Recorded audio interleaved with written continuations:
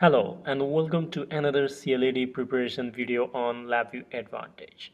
We're continuing with the daily CLD problems. Please pause, scroll or mute if necessary to understand the problem and then resume when ready. So let's begin.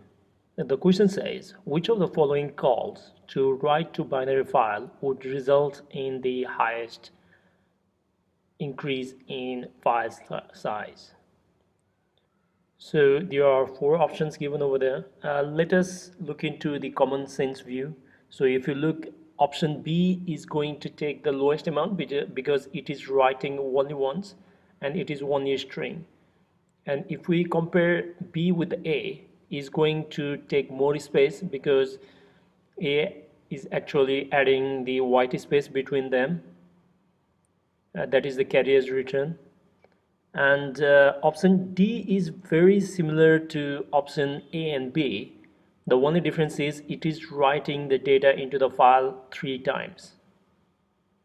And if you look into the option C, we're writing 2D data rather than 1D data. So if you look very carefully in this case, option C will be the correct answer.